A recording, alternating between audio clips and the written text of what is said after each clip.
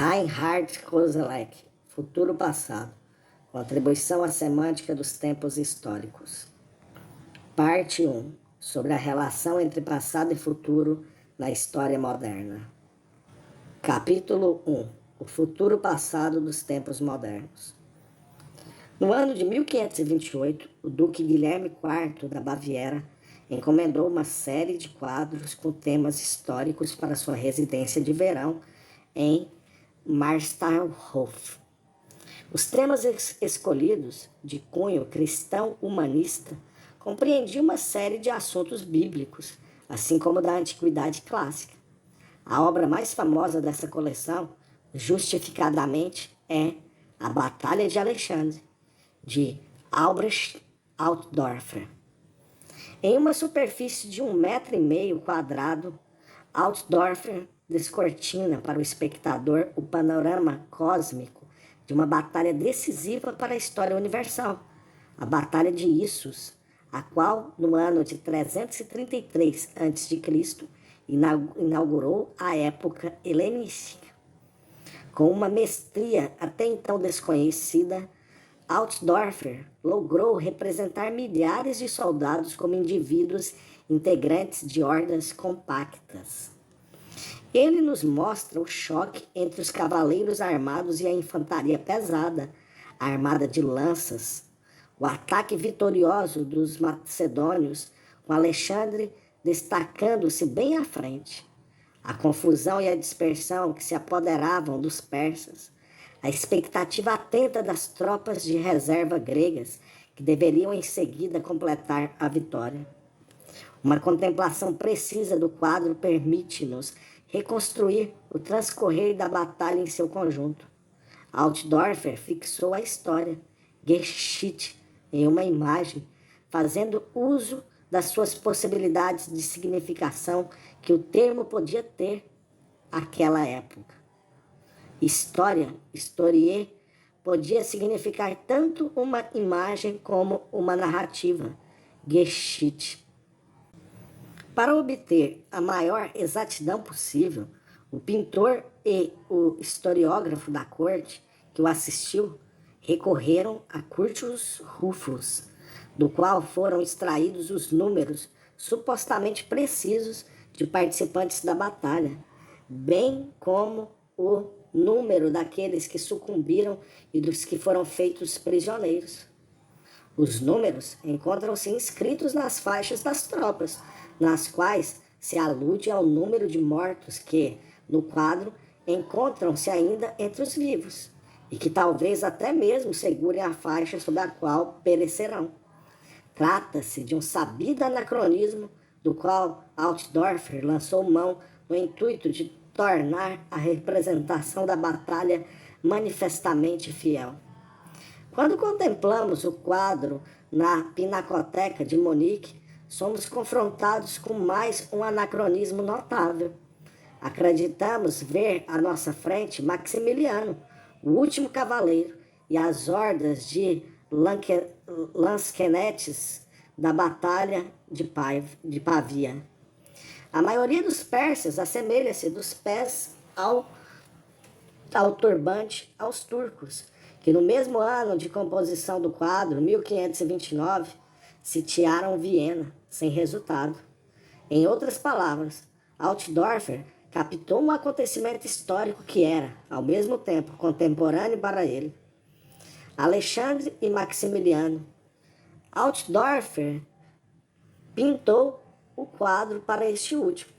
Assemelham-se de maneira exemplar.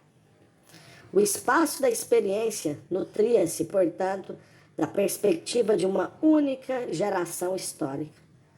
O estado das técnicas de guerra não oferecia obstáculos para que a Batalha de Alexandre pudesse ser representada de maneira contemporânea. Maquiavel esforçara-se para demonstrar, durante um capítulo inteiro dos discursos, quão pouco as modernas armas de fogo tinham modificado a tecnologia bélica. Segundo Maquiavel, seria errôneo acreditar que a invenção das armas de fogo pudesse enfraquecer a força exemplar da antiguidade. Quem acompanhasse a história antiga só poderia rir diante de uma tal perspectiva. presente e passado estariam assim circundados por um horizonte histórico comum. Não se trata de eliminar arbitrariamente uma diferença temporal. Ela simplesmente não se manifesta como tal.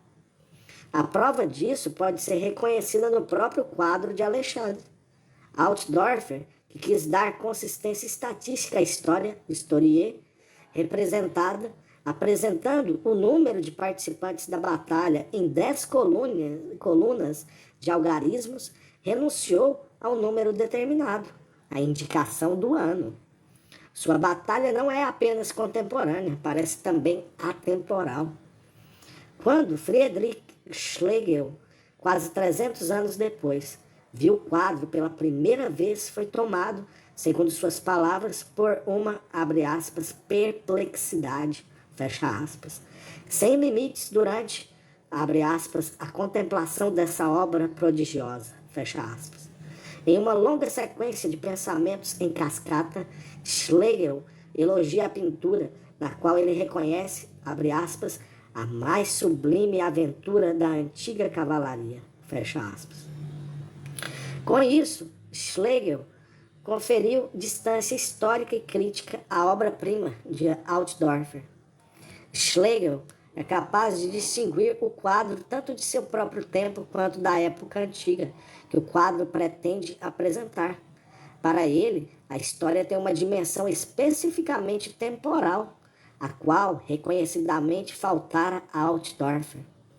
Grosso modo, nos 300 anos que o separam de Altdorfer, transcorreu para Schlegel mais tempo, de toda maneira um tempo de natureza diferente daquele que transcorrera para Altdorfer ao longo dos cerca de 1800 anos que separam a Batalha de Issus e sua representação. O que aconteceu nesses 300 anos que separam nossas testemunhas Altdorfer e Schlegel? Qual foi a nova realidade adquirida pelo tempo histórico que preencheu esse período entre aproximadamente 1500 e 1800? Eis a pergunta que nos propomos responder. Se conseguirmos chegar a uma resposta, deveremos então apontar para algo que não apenas preencheu o referido período, mas também e principalmente caracterizou-o como um tempo específico.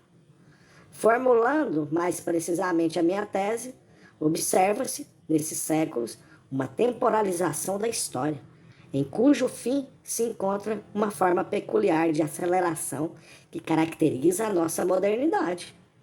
Nossas indagações serão dirigidas à especificidade do assim chamado início dos tempos modernos. Para isso, nos limitaremos à perspectiva que se descortina a partir daquele futuro concebido pelas gerações passadas, dito mais concisamente a partir do futuro passado. 1. Primeiramente, gostaríamos de esclarecer melhor esse presente imediato e os vieses atemporais que descobrimos no quadro de Altdorfer. Tentemos observar o quadro com os olhos de um contemporâneo da época. Para um cristão, a vitória de Alexandre sobre os persas significou a passagem do segundo para o terceiro império temporal, ao qual deveria suceder o quarto e último, o Sacro Império Romano. Nessa batalha estão envolvidas também forças celestiais e cósmicas, representadas no quadro de Altdorfer pelo Sol e a Lua, significando as forças da luz e das trevas, relacionadas aos dois reis. O Sol aparece sobre um navio cujo mastro tem a forma de cruz. A batalha na qual o Império Persa deveria perecer não foi uma batalha qualquer, mas sim um dos poucos eventos situados entre o começo e o fim do mundo, que prenunciava também o fim do Sacro Império Romano. Os contemporâneos de Altdorfer esperavam a ocorrência de eventos análogos para que ocorresse o fim do mundo. Em outras palavras, o quadro de Altdorfer tinha caráter escatológico. A Batalha de Alexandre era atemporal como modelo, como figura ou arquétipo de uma luta final entre Cristo e Anticristo. Os que lutavam ali eram contemporâneos de todos aqueles que viveram aguardando o juízo final. A história da cristandade até o século XVI é uma história das expectativas, ou, melhor dizendo, de uma contínua expectativa do final dos tempos. Por outro lado, é também a história dos repetidos adiamentos desse mesmo fim do mundo.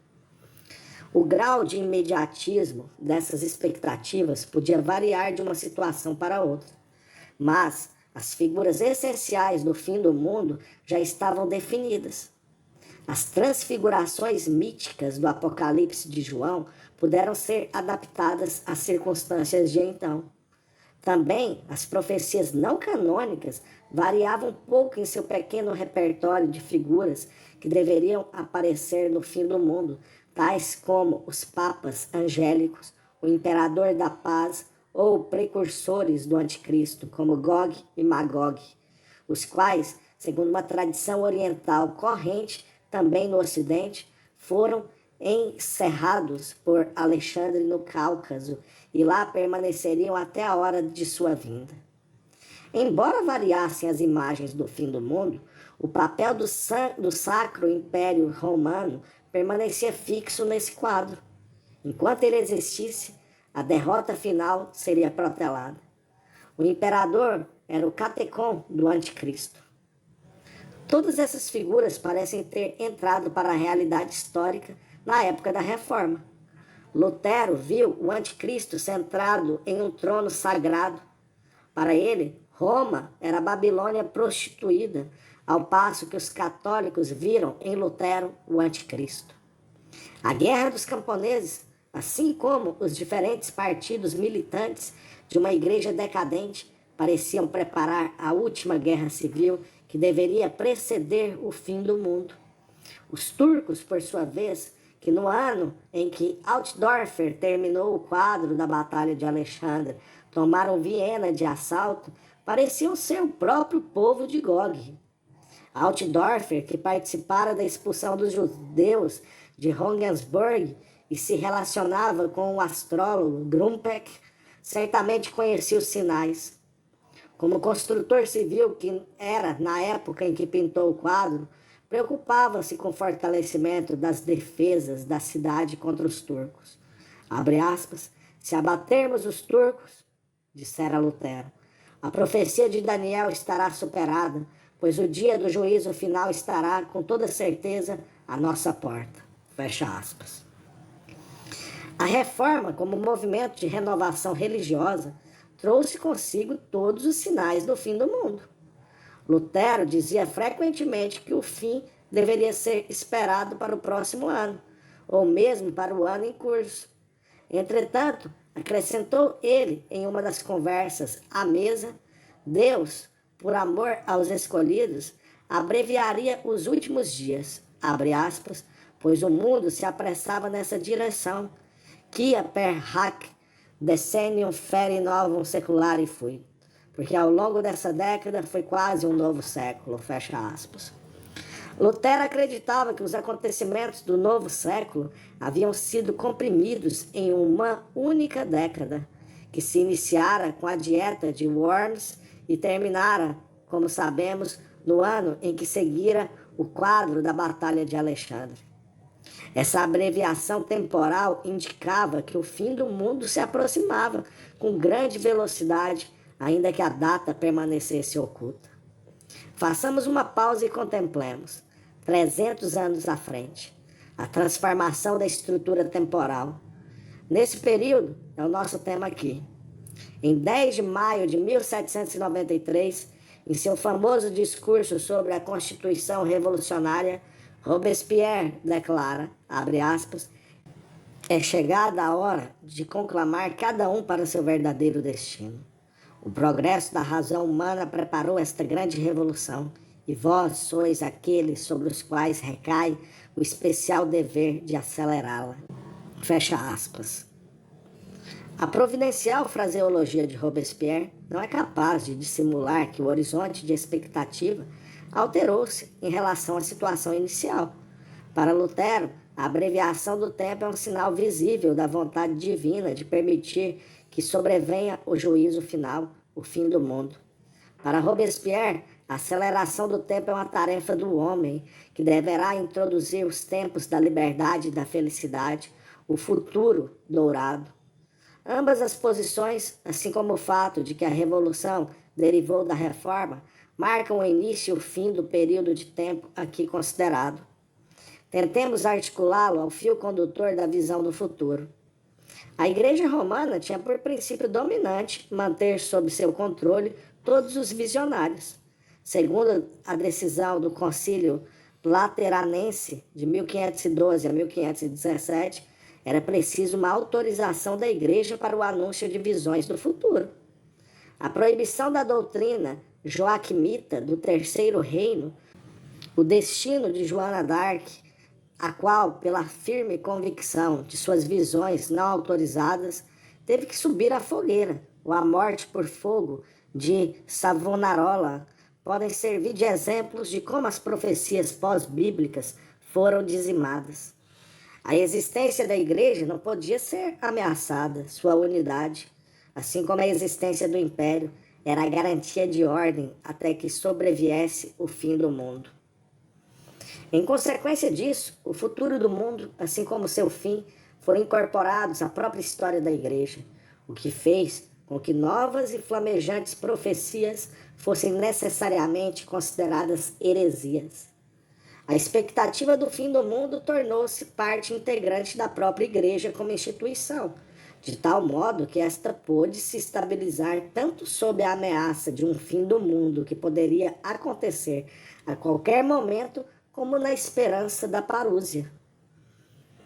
O escatom desconhecido deve ter entendido como um fator de integração da Igreja, a qual pôde, dessa maneira, colocar-se temporalmente e moldar-se como instituição. A Igreja é, em si mesma, escatológica.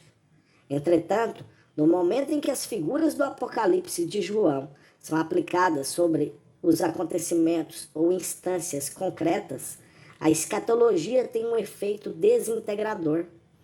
O fim do mundo só é um fator de integração enquanto permanecer não determinável do ponto de vista histórico e político. Assim, na qualidade de elemento constitutivo da Igreja e configurado como o possível fim do mundo, o futuro foi integrado ao tempo. Ele não se localiza no fim dos tempos, em um sentido linear. Em vez disso, o fim dos tempos só pôde ser vivenciado porque sempre fora colocado em estado de suspensão pela própria Igreja, o que permitiu que a história da Igreja se perpetuasse como a própria história da salvação. O pressuposto mais íntimo dessa tradição foi destruído pela Reforma. Nem a Igreja, nem os poderes temporais foram capazes de unir as energias que eclodiram na Europa com Lutero, Zwinglio e Calvino. O próprio Lutero, em idade avançada, duvidava da possibilidade de paz. As dietas imperiais não tinham mais qualquer valia e ele próprio orava clamando pelo último dia.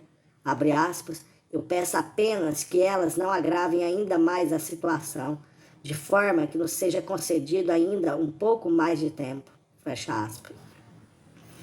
A missão do Império de adiar o fim do mundo ainda ecoa no grito de misericórdia de um homem que não vê mais saída para este mundo. O Império falhara. Pouco tempo depois, em 1555, foi celebrada a paz religiosa em Augsburg, como se pode ler no parágrafo 25, abre aspas, a fim de proteger esta valorosa nação da derrocada final que se anunciava, fecha aspas. Os estamentos uniram-se para que fosse, abre aspas, assegurada uma paz duradoura, sólida, incondicional e garantida para todo o sempre, fecha aspas. Também quando, e isso foi tão decisivo quanto controverso, os partidos religiosos não pudessem encontrar equilíbrio e união. Desde então, paz e unidade religiosa deixaram de ser coisas idênticas. Paz significava agora pacificar as frentes de batalha da guerra civil, congelá-las. Só com muito esforço é possível avaliar o horror com que essa exigência foi então recebida. O acordo nascido da necessidade trazia em si um novo princípio, aquele da política, que deveria se disseminar no século seguinte. Os políticos valorizam apenas o temporal e não o eterno. Era a censura que lhes impingiam os crentes ortodoxos de todos os partidos. L'hérésie n'est plus aujourd'hui en la religion, il est en l'État, respondia um jurista político francês durante a Guerra Civil Confessional. A heresia não existe mais na religião, ela existe no Estado. Uma fala perigosa, e se a repetirmos hoje. Em 1590, porém, seu sentido consistia em formalizar o direito de crença como uma questão de Estado. Abre aspas, cuius regius eius religio, de quem o território, dele a religião, fecha aspas. É uma antiga fórmula para expressar o fato de que os príncipes, qualquer que fosse a confissão que professassem, erguiam-se, em sua qualidade de príncipes, sobre os partidos religiosos. Mas foi somente depois de uma guerra que os consumiu durante 30 anos que os alemães, esgotados, foram capazes de perceber que poderiam fazer do princípio da igualdade religiosa a base para a paz. O que começara essencialmente como uma guerra civil religiosa entre os estamentos do Sacro Império Romano terminou com um acordo de paz entre os senhores territoriais emancipados em príncipes soberanos. Enquanto a Guerra Civil e a Civil War resultaram, no Ocidente, em uma forma moderna de governo, a Guerra Civil Religiosa transformou-se na Alemanha, ao longo dos 30 anos, por força de intervenções externas, em uma guerra entre estados, cujo resultado, paradoxalmente, possibilitou a sobrevivência do Império. É certo que, sob pressupostos totalmente novos, até a Revolução Francesa, o Tratado de Paz de Münster e Onasbruck vigorou como a base jurídica internacional da tolerância. Que consequências essa nova hierarquia entre religião e política teve para formar a experiência moderna do tempo? Que tipo de deslocamento do futuro esse procedimento ajudou a moldar?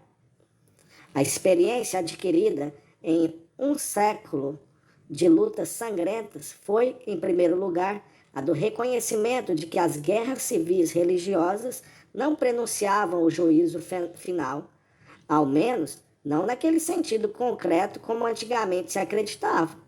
Ao contrário, a paz só se tornou possível à medida que as potências religiosas esgotaram-se ou consumiram-se em lutas abertas, à medida que foi possível cooptá-las politicamente ou neutralizá-las. Com isso, constituiu-se um novo e inédito tipo de futuro. O processo, que já se encontrava em preparação há muito tempo, completava-se lentamente. Em primeiro lugar, salta aos olhos que já no século XV, e em parte, já mesmo antes disso, o fim do mundo foi sendo mais e mais adiado. Nicolau de Cusa o prediz para o começo do século XVIII. Melanchthon calculava que a última era chegaria ao fim transcorridos 2000 anos do nascimento de Cristo. A última grande profecia papal de 1595, atribuída a São Malaquias, triplicava a lista até então tradicional de papas, de modo que o fim dos tempos, que deveria suceder a duração média dos pontificados então previstos, não aconteceria antes de 1992.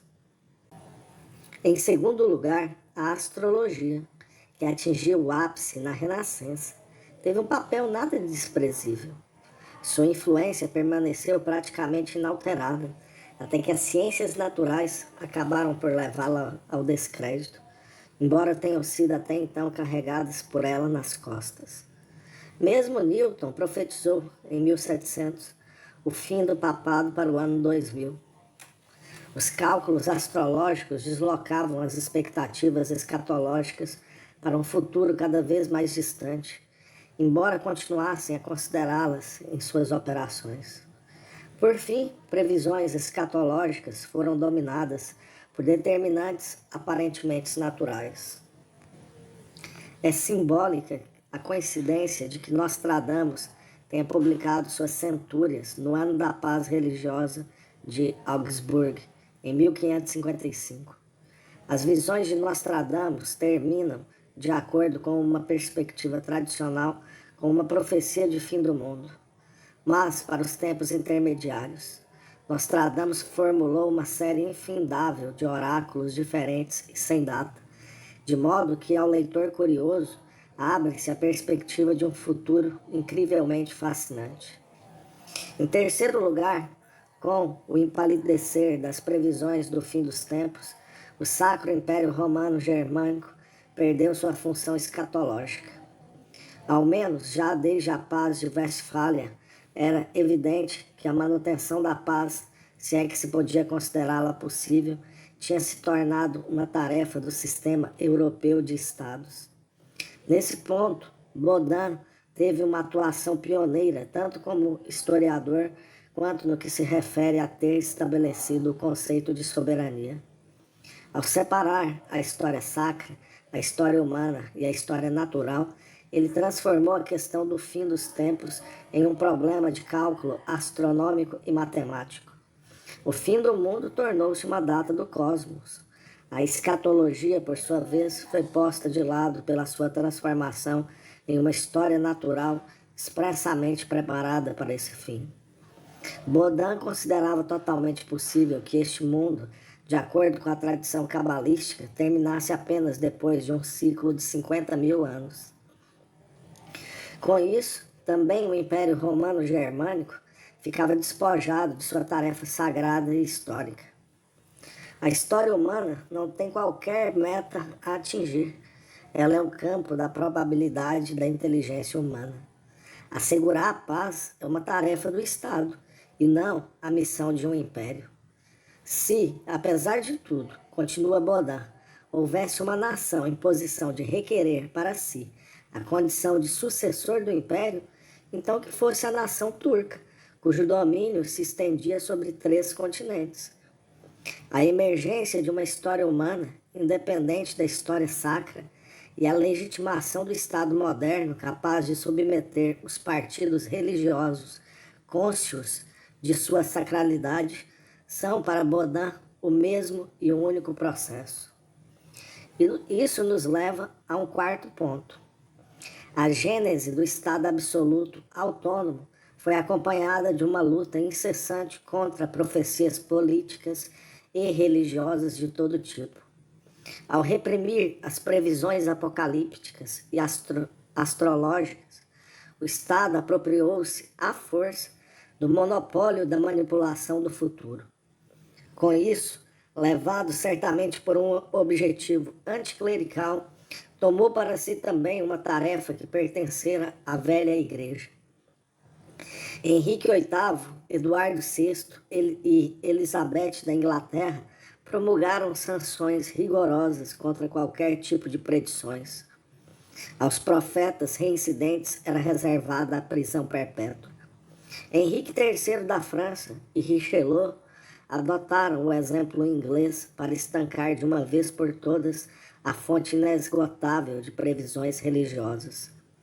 Grotius, que em 1625 publicou seu tratado sobre o direito dos povos, ao mesmo tempo em que se exilava por causa de perseguição religiosa, classificou o desejo de realizar profecias voluntatem implendi vaticinia como uma das causas injustas de uma guerra, advertindo ao mesmo tempo, abre aspas, tende cuidado, teólogos arrogantes, e vós, políticos, tende cuidado com os teólogos arrogantes. Fecha aspas.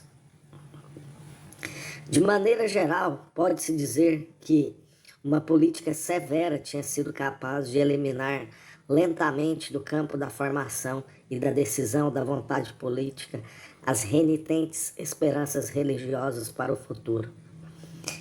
que então graçavam depois da desagregação da igreja. Isso pode ser visto também na Inglaterra, onde, durante a Revolução Puritana, as velhas previsões eclodiram novamente, travestidas de conteúdo profético.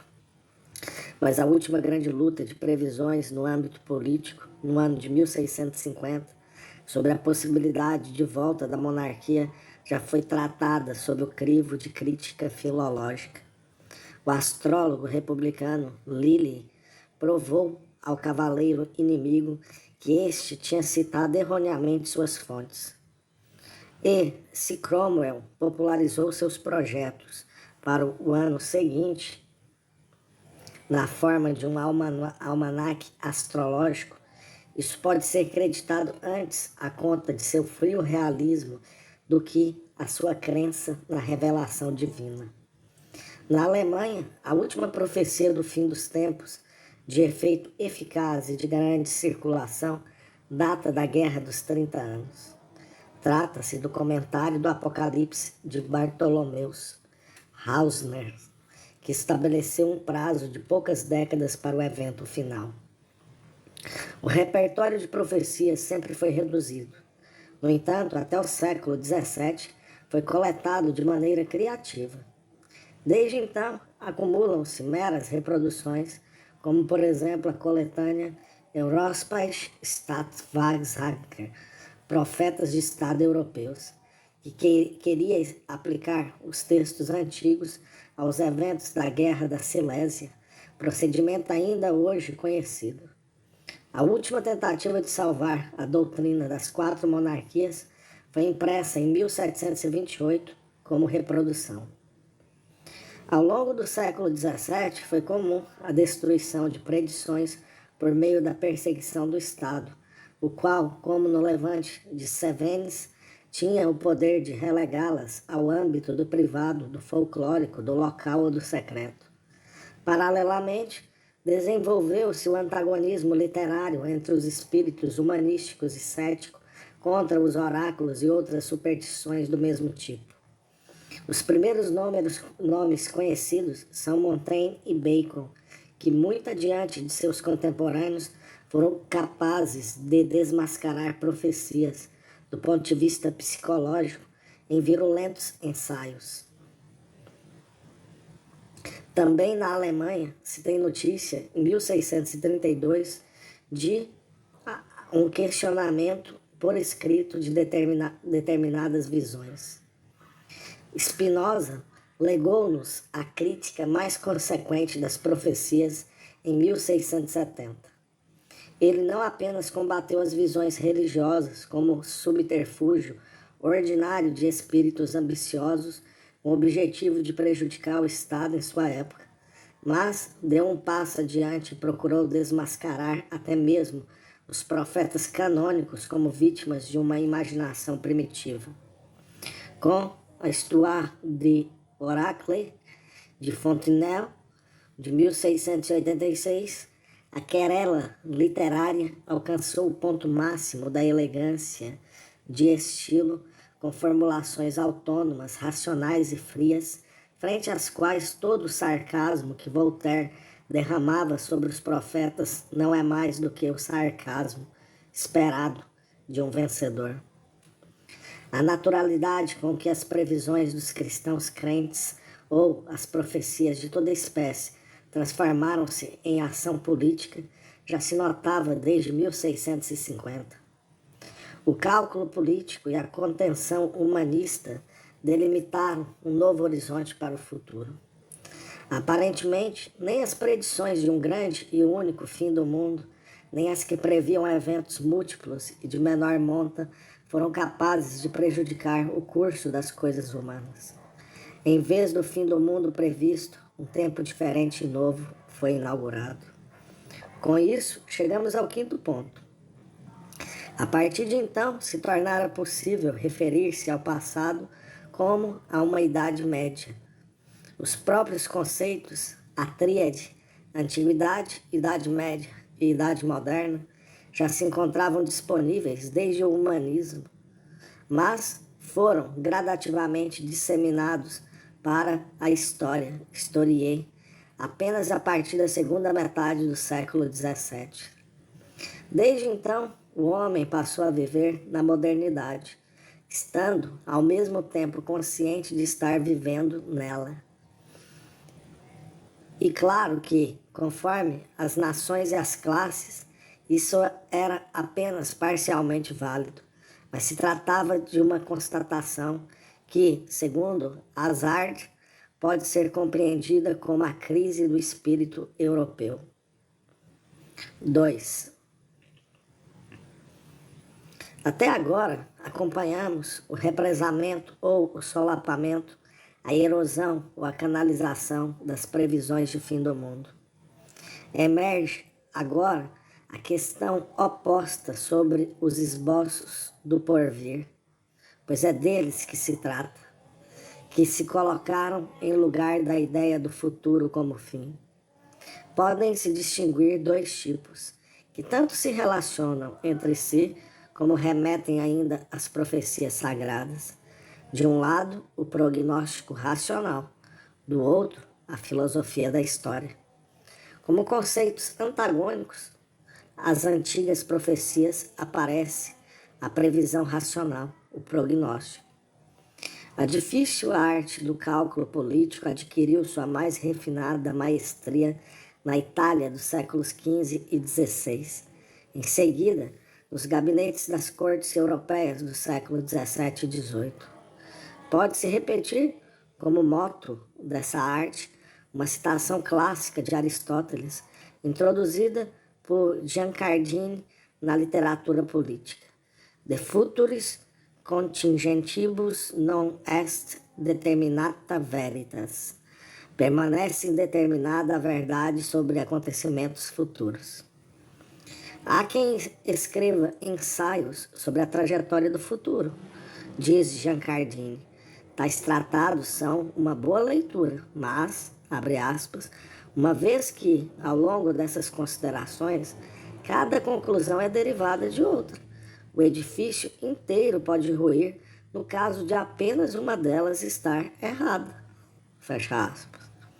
Essa convicção que Giancardini adquirira na Itália, terra natal da política moderna, levou a um certo tipo de comportamento. O futuro tornou-se um campo de possibilidades finitas, organizadas segundo o maior ou menor grau de probabilidade. Trata-se do mesmo horizonte descortinado por Baudin como tema da história humana. A ponderação da probabilidade de acontecimentos que poderiam ou não se realizar eliminou assim uma compreensão do futuro que era natural para os partidos religiosos, ou seja, a imposição dentro da certeza da chegada do juízo final, da alternativa do bem ou do mal, como única máxima de ação. Por outro lado, a única possibilidade de julgamento moral que restara aos políticos orientava-se segundo a medida de um mal maior ou menor. Nesse sentido, Richelieu afirmara que nada era mais necessário a um governo do que a capacidade de prever os acontecimentos, pois apenas dessa maneira seria possível antecipar os muitos males, os quais, uma vez sobrevindos, só poderiam ser sanados com grande dificuldade. A segunda consequência desse comportamento foi a capacidade de se preparar para possíveis surpresas, pois nem sempre esta ou aquela possibilidade se realizava, mas sim uma terceira e uma quarta e assim por diante. O contato diário com esse tipo de incerteza aumentou a necessidade de maior precisão nas previsões, o que leva ao sentido concebido por Richelieu quando ele diz ser mais importante pensar no futuro do que no presente. É, por assim dizer, a forma política ancestral dos seguros de vida, os quais se disseminaram a partir da virada do século XVIII, com o advento da possibilidade de se calcular a expectativa de vida. Enquanto a profecia ultrapassava o horizonte da experiência calculável, o prognóstico, por sua vez, está associado à situação política. Essa associação se deu de forma tão íntima que fazer um prognóstico já significava alterar uma determinada situação. O prognóstico é um momento consciente de ação política.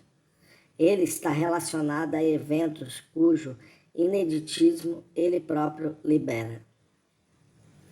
O tempo passa a derivar, então, do próprio prognóstico, de uma maneira continuada e imprevisivelmente previsível. O prognóstico produz o tempo, que o engendra e em direção ao qual ele se projeta, ao passo que a profecia apocalíptica destrói o tempo, de cujo fim ela se alimenta. Os eventos vistos da perspectiva da profecia são apenas símbolos daquilo que já é conhecido. Se os vaticínios de um profeta não foram cumpridos, isso não significa que ele tenha se enganado. Por seu caráter variável, as profecias podem ser prolongadas a qualquer momento. Mais ainda, a cada previsão falhada, aumenta a certeza de sua realização vindoura. Um diagnóstico falho, por outro lado, não pode ser repetido nem mesmo como erro, pois permanece preso às suas pressuposições, aos seus pressupostos iniciais. O prognóstico racional contenta-se com a previsão das possibilidades no âmbito dos acontecimentos temporais e mundanos, mas, por isso mesmo, produz um excesso de configurações estilizadas das formas de controle temporal e político. No prognóstico, o tempo se reflete de maneira sempre surpreendente. A constante similitude das previsões escatológicas é diluída pela qualidade sempre inédita de um tempo que escapa de si mesmo, capturado de modo prognóstico.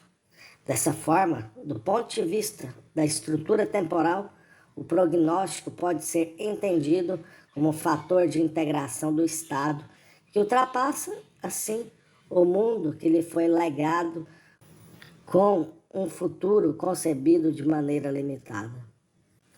Tomemos, aleatoriamente, um exemplo da diplomacia clássica. A primeira divisão da Polônia. Não o motivo, mas sim a maneira como aconteceu, leva-nos, com certeza, a Frederico, o Grande. Depois da encarniçada luta da Guerra dos 7 Anos, Frederico viveu sob um duplo temor. Em primeiro lugar, o temor de uma revanche por parte da Áustria. Para reduzir essa possibilidade futura, fez uma aliança com a Rússia. Com isso, no entanto, associou-se a uma força cuja pressão crescente também por causa do aumento populacional, pressentiu antecipadamente como sendo o maior dos perigos. Ambas as predições, tanto o prognóstico de curto prazo, referente à Áustria, quanto o prognóstico russo de longo prazo, confluíram assim na ação política, pois foram capazes de modificar os próprios pressupostos do prognóstico, alterando a situação. A população grega ortodoxa da Polônia forneceu aos russos um pretexto duradouro para intervir na Polônia como força de proteção religiosa. Repnin, o emissário russo, dirigiu a Polônia quase como governador-geral. Sob sua vigilância imediata, realizavam-se as sessões da Assembleia Nacional da Polônia. Deputados considerados indesejáveis foram levados para a Sibéria.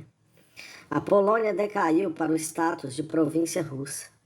Sangrentas guerras civis provocadas pela Rússia tiveram como consequência a contínua intensificação do controle russo. A pressão crescente vinda do leste trouxe a uma proximidade ameaçadora o cumprimento do prognóstico de longo prazo. Na mesma medida, distanciava-se irremediavelmente o objetivo de Frederico, de anexar a Prússia Ocidental a seu estado. Em 1770, a situação piorava. A Rússia estava a ponto de engolir não apenas a Polônia, mas também a Romênia, com uma guerra contra a porta otomana. Tal coisa a Áustria não podia tolerar, enxergando na anexação da Romênia o casus belli. Com isso, Frederico, como aliado da Rússia, ver-se-ia necessariamente confrontado com o segundo mal que tanto temia, ou seja, a guerra contra a Áustria, que ele desejava evitar. A solução que encontrou para o dilema em 1772 é surpreendente. Imediatamente depois de saber, e antes que os russos pudessem ter notícia do fato de que os austríacos recuavam ante a ideia de uma guerra, ele levou a Rússia, fazendo valer o peso de suas obrigações de aliado, a renunciar a uma anexação da Romênia. Como reparação, a Rússia recebeu a parte oriental da Polônia, que ela, de qualquer maneira, já dominava. A Prússia e a Áustria, por sua vez, receberam como compensação a Prússia Ocidental e a Galícia, territórios significativos, os quais, dessa maneira, escapavam à influência russa. Em vez de aplainar o caminho para seu temido aliado em uma guerra no Ocidente, Frederico, antes de tudo, assegurou a paz e ainda conteve, de maneira estratégica, a penetração russa. Frederico acrescentou assim, para sua dupla vantagem, algo que naquele momento parecia estar fora de questão. Claro que um tal jogo assim flexível, com um número limitado, mas, dentro desses limites, dotado de um número quase infinito de possibilidades distintas, só foi possível em uma situação histórica específica. Qual é o horizonte histórico-temporal em meio ao qual se pôde desenvolver esse refinamento da política absolutista?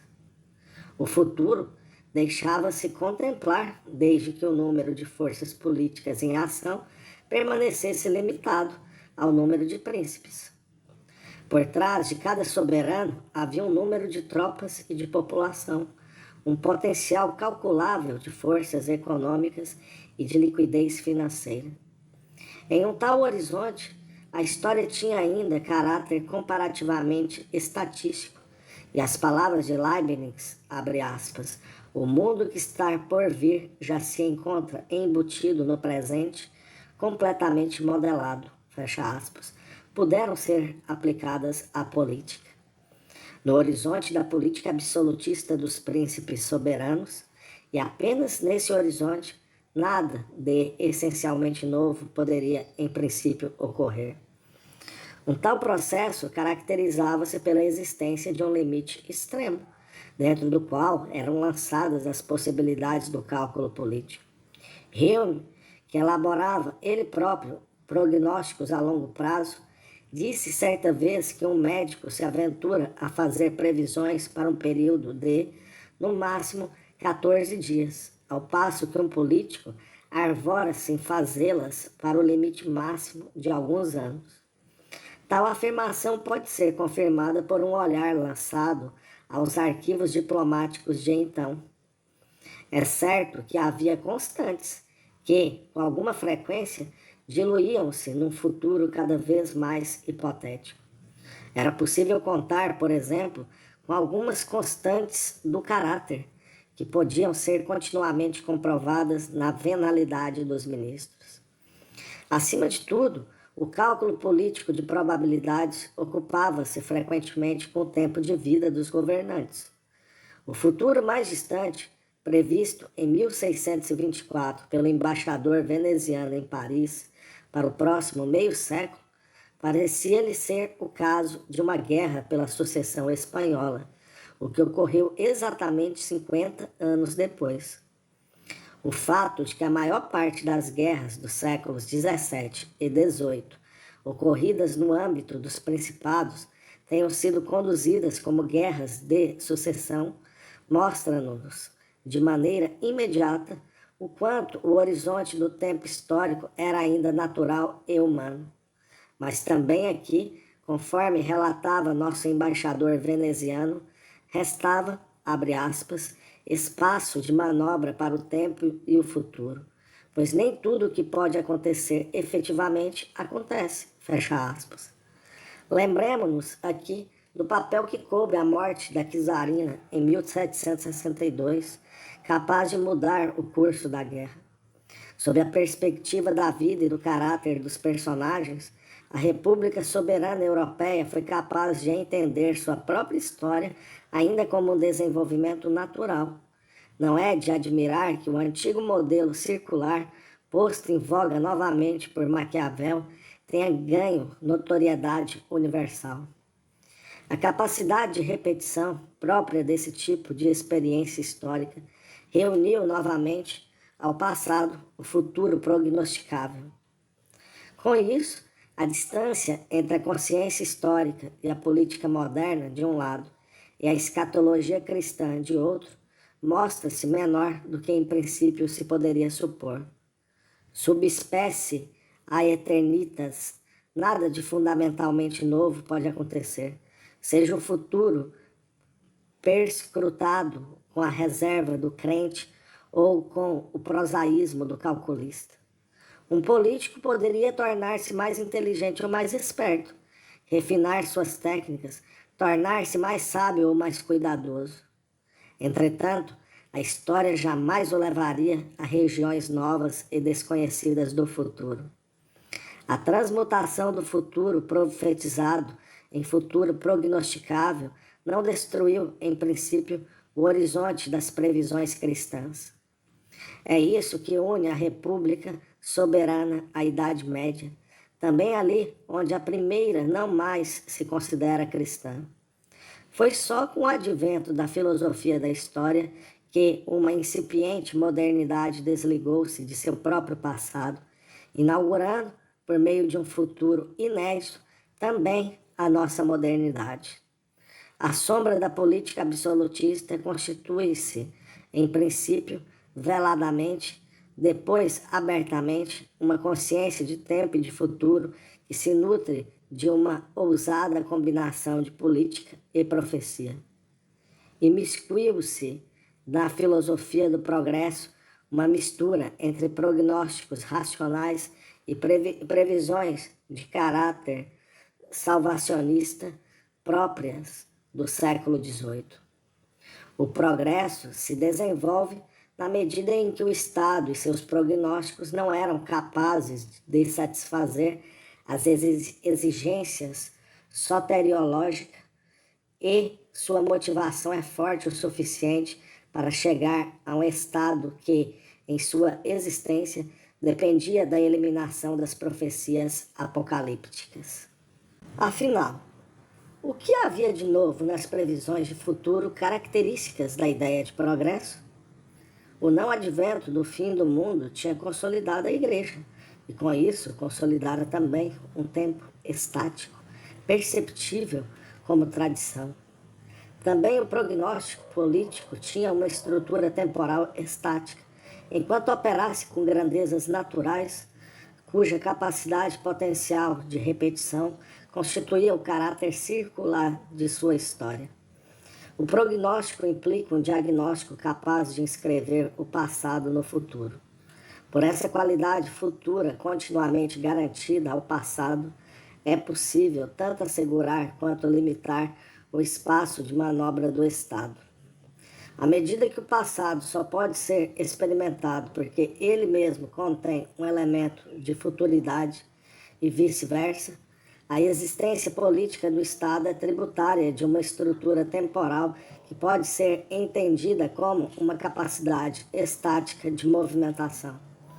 Assim, o progresso descortina um futuro capaz de ultrapassar o espaço do tempo e da experiência tradicional, natural e prognosticável, o qual, por força de sua dinâmica, provoca, por sua vez, novos prognósticos transnaturais e de longo prazo. O futuro desse progresso é caracterizado por dois momentos. Por um lado, pela aceleração com que se põe à nossa frente. Por outro lado, pelo seu caráter desconhecido. Pois o tempo que se acelera em si mesmo, isto é, a nossa própria história, abrevia os campos da experiência, rouba-lhes sua continuidade, pondo repetidamente em cena mais material desconhecido, de modo que mesmo o presente, frente à complexidade desse conteúdo desconhecido, escapa em direção ao não experimentável. Essa situação começa a se delinear já mesmo antes da Revolução Francesa. O vetor da moderna filosofia da história foi o cidadão emancipado da submissão absolutista e da tutela da Igreja. O prophète philosophe, como precisamente se caracterizou no século XVIII. Tanto as especulações sobre o futuro, agora livres da religião cristã, quanto as previsões resultantes do cálculo político apadrinharam a consagração do filósofo profeta. Lessing descreveu-nos esse tipo que, abre aspas, elabora perspectivas bastante acertadas sobre o futuro, fecha aspas, mas que se iguala ao entusiasta, abre aspas, pois ele não consegue apenas esperar pelo futuro, ele quer acelerar esse futuro, deseja ser ele próprio capaz de acelerá-lo, pois que proveito teria se aquilo que ele considera ser o melhor não se tornar o melhor ainda em seu tempo de vida? Fecha aspas. O tempo que assim se acelera a si mesmo rouba ao presente a possibilidade de se experimentar como presente, perdendo-se em um futuro no qual o presente, tornado impossível de se vivenciar, tem que ser recuperado por meio da filosofia da história. Em outras palavras, a aceleração do tempo, antes uma categoria escatológica, torna-se no século XVIII uma tarefa do planejamento temporal, antes ainda que a técnica assegurasse a aceleração de um campo de experiência que lhe fosse totalmente adequado. É apenas no turbilhão da aceleração que nasce um movimento de adiamento, que contribui para a antecipação do tempo histórico pela alternância de reação e revolução. Aquilo que, antes da Revolução, foi entendido como catecon, torna-se agora o próprio catalisador da Revolução. A reação, que no século XVIII é ainda empregada como uma categoria mecanicista, torna-se funcionalmente um vetor que tenta deter aquela. A Revolução, inicialmente derivada do movimento natural de rotação dos astros e introduzida de maneira cíclica no movimento natural da história, adquire então uma direção irreversível. Ela parece libertar-se na forma de um futuro desejado, mas que se subtrai totalmente à experiência presente, ao tentar continuamente destruir a reação, expulsando-a de perto de si, na mesma medida em que a reproduz. Pois a revolução moderna permanece sempre afetada por seu contrário, a reação.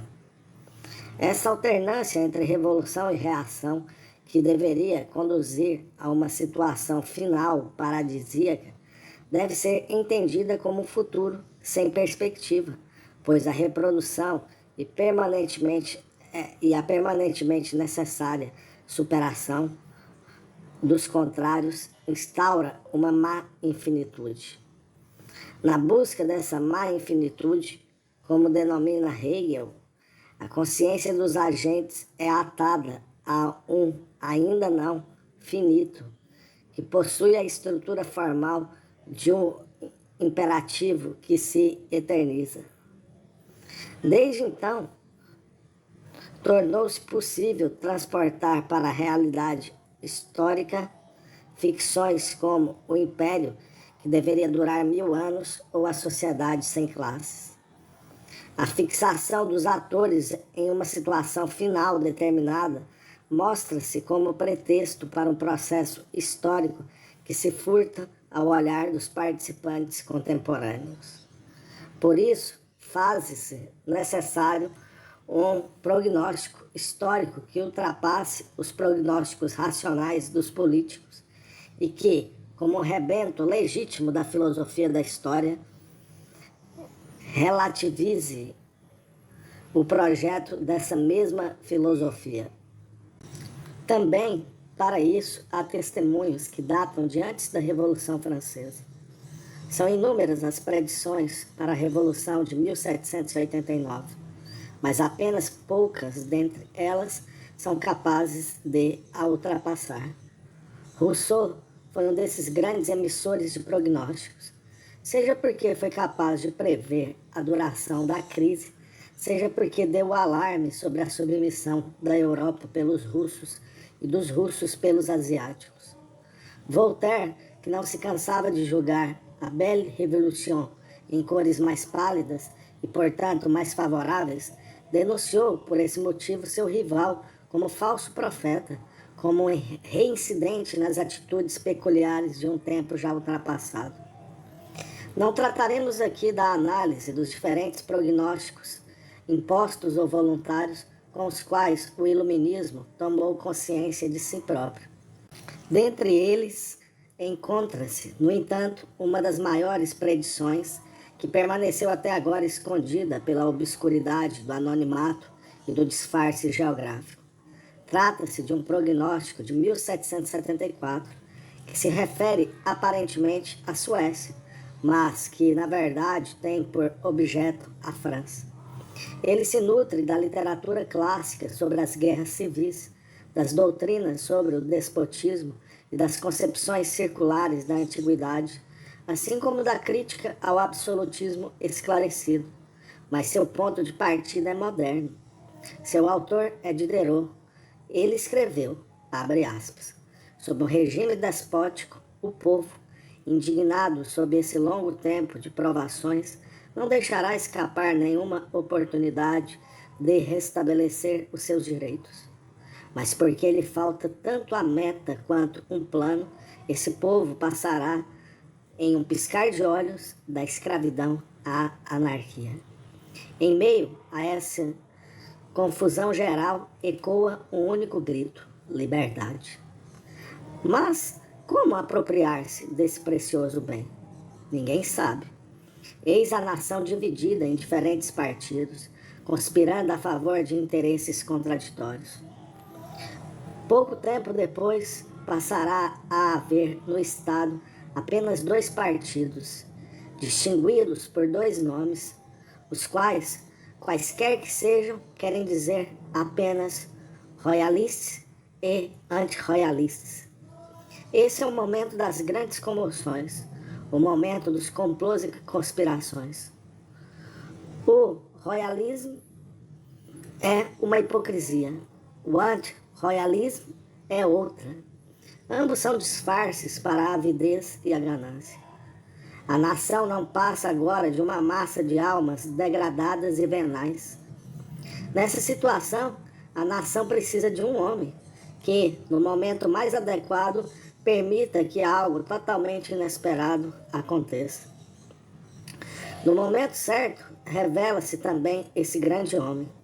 Ele diz àqueles que acreditam ser tudo: não sois nada. E eles dizem: não somos nada. E ele diz a eles: eu sou o líder. E eles falam a uma só voz: sois o líder. E ele diz: eis as condições sobre as quais vos submeto. E eles respondem: nós as aceitamos. Como seguirá a revolução? Não se sabe. Quelle sera suite de cette révolution? On l'ignorait. Fecha aspas. Diderot traz à luz um processo que deve ter permanecido oculto à maioria dos seus contemporâneos. Ele faz um prognóstico de longo prazo ao pressupor como certo o início ainda incerto da revolução, ao desmascarar as palavras de ordem antagônicas e reconduzir a questão à dialética da liberdade, assim como ao deduzir de tudo isso o final inesperado. Até aí se mantém o modelo clássico em linguagem moderna, mas Diderot continua sua indagação, pois para ele não está claro o que deverá acontecer depois.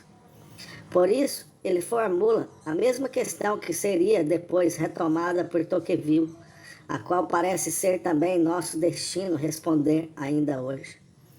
Lancemos, como despedida, mais um olhar ao quadro de Altdorfer, que nos conduziu à reforma da reforma à revolução. O homem predestinado, Napoleão, apossou-se do quadro e levou-o a Paris em 1800, pendurando-o em seu quarto de banho em Saint-Cloud. Napoleão nunca fora um homem de gosto, mas a Batalha de Alexandre foi seu quadro preferido, e por isso quis trazê-lo para a atmosfera de sua intimidade.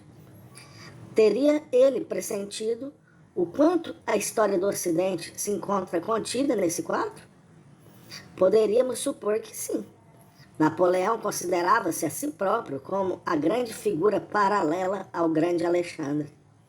Mais do que isso, a força da tradição era tão grande que mesmo ao longo do suposto recomeço da Revolução de 1789, transparecia o brilho, já há muito empalidecido, da missão histórica de salvação do Império.